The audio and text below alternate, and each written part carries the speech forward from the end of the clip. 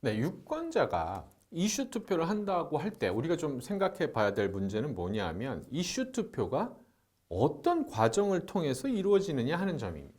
그래서 이 문제에 대해서는 사실 상당히 오랜 기간 동안 하나의 이론이 독보적인 위치를 차지해 왔습니다. 바로 근접성 투표 이론이라고 하는 겁니다. 근데 이제 이것이 1980년대 후반에 방향성 투표 이론이라고 하는 것들이 등장을 하면서 근접성 투표 이론의 아성에 이제 도전하는 이런 일들이 벌어지게 됐다라는 거죠. 자, 그렇다면 이 근접성 투표 이론과 방향성 투표 이론 중 어떤 것이 한국 유권자의 이슈 투표를 보다 잘 설명할 수 있는가 하는 그러한 얘기입니다. 그래서 요 얘기를 이제 하기 전에 그렇다면 일단 근접성 투표는 뭐고 방향성 투표는 뭔지 이제 그거부터 좀 얘기를 해보도록 하죠.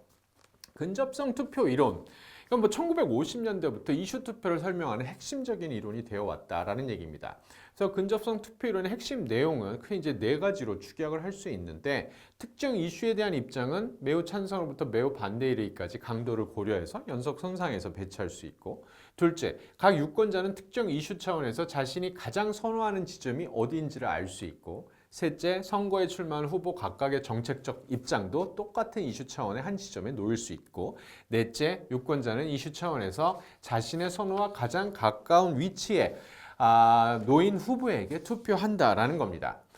이거 말로 하면 굉장히 헷갈리죠? 무슨 말인지 잘 모르죠? 그림으로 설명하는 게 가장 쉽습니다. 지금 선거에서 굉장히 중요한 이슈가 복지 예산을 증대할 거냐 아니면 복지 예산을 삭감할 거냐 하는 문제가 제시가 됐습니다.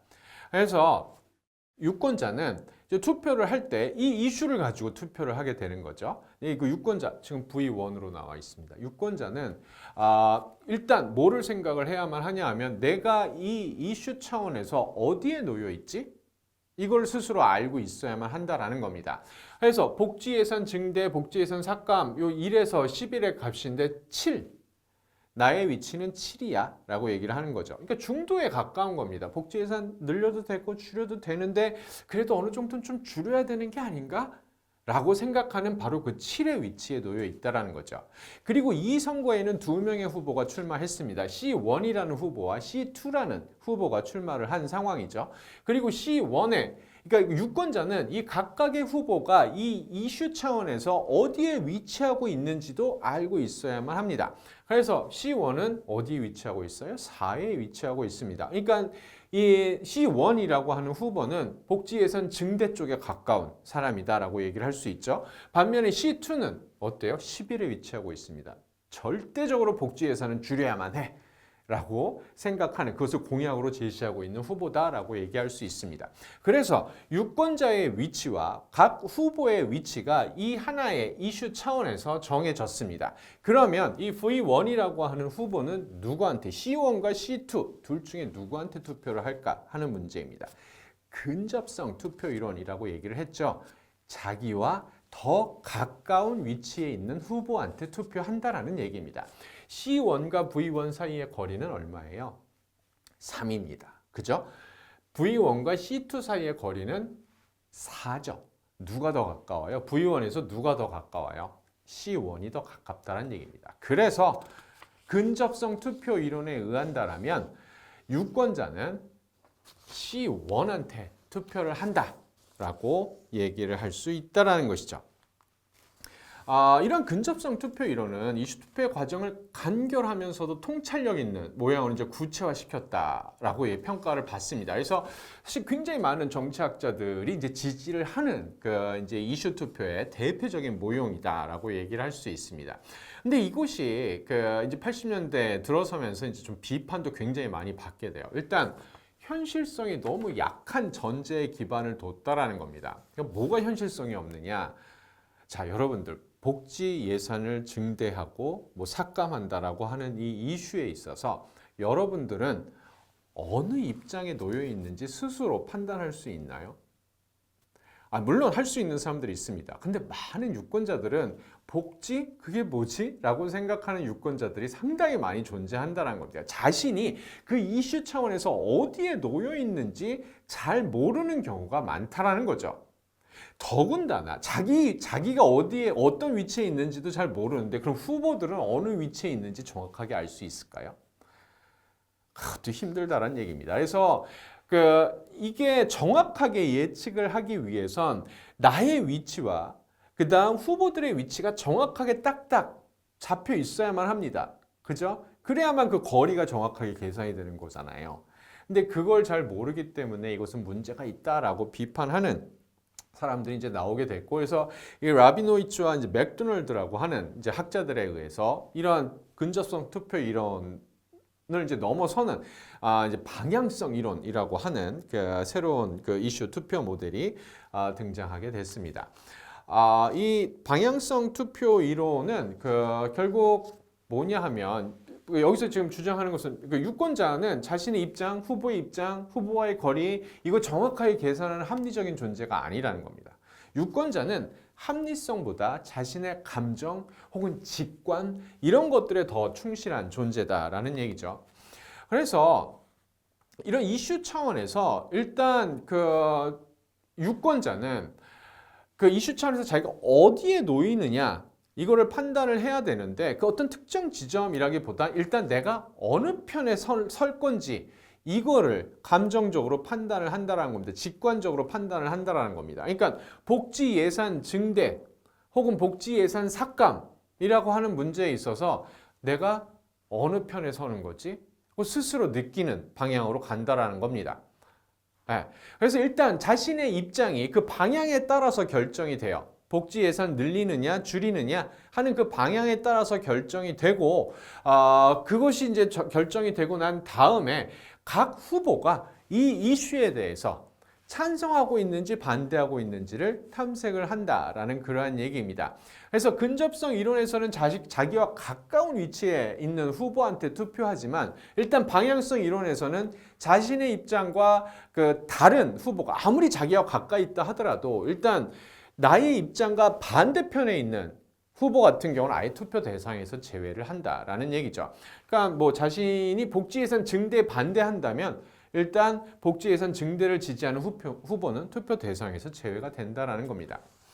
자, 그렇다. 그리고 이제 마지막으로 자신의 입장을 가장 선명하고 강력하게 피력한 후보를 선택을 한다라는 거죠. 그러니까 이거는 자신의 입장과 같은 입장에 놓여 있는 후보가 여러 명이 있어요. 그럼 그 중에 내가 누구를 뽑아야 되지?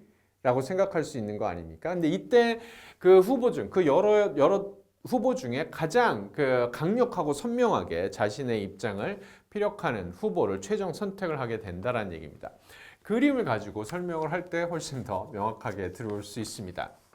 자, 일단 여러분들은 여기서 0은 찬성 반대의 어떤 입장이 없는 찬반을 가르는 어떤 기준점의 역할을 한다라고 생각을 하면 돼요.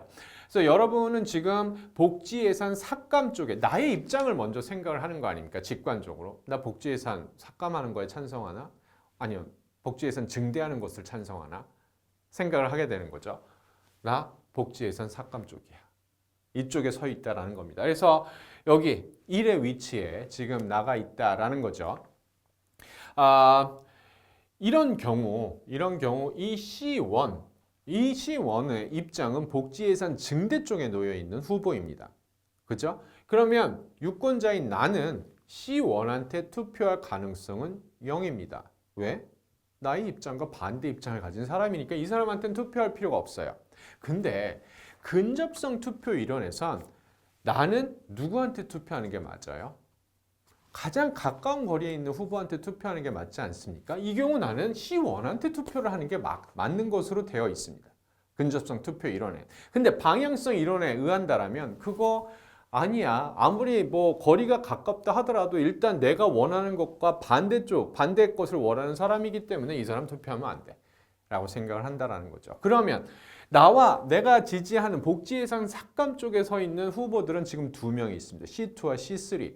이 둘 중에 내가 누구한테 투표를 하지?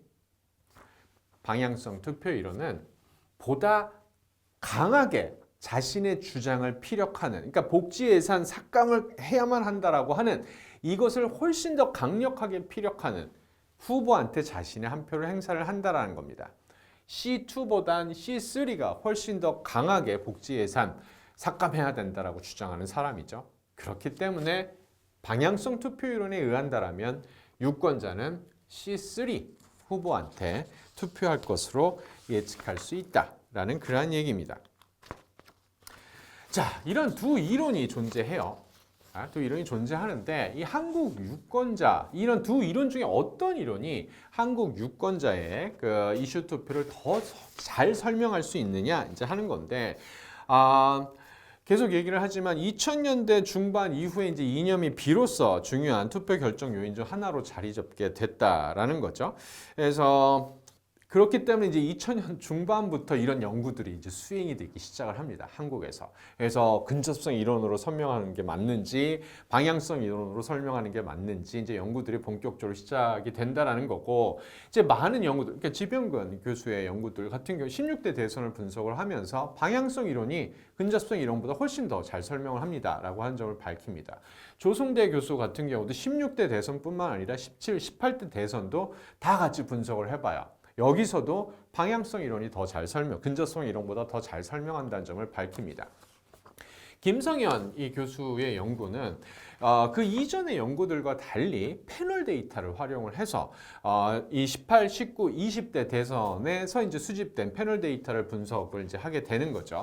이 19대 대선에서는 아예 이념 투표가 별다른 영향을 미치지 못하는 것으로 나왔습니다. 왜냐하면 이땐 박근혜 대통령 탄핵 이게 이제 발생한 이후에 치러진 선거였기 때문에 이 탄핵 이슈가 모든 것들을 다 잡아먹었기 때문에 이념이라고 하는 게 별로 중요한 역할을 하지 못했다라고 나왔습니다. 근데 18대, 20대 대선에선 이념이 이 투표 결정, 유권자들의 투표 결정에 굉장히 큰 영향을 미치는 것으로 나타났는데 그럼 방향성 이론으로 설명하는 것이 더 좋은, 그러니까 더 큰 설명력을 가지느냐, 근접성 이론으로 설명하는 것이 더 큰 설명력을 가지느냐?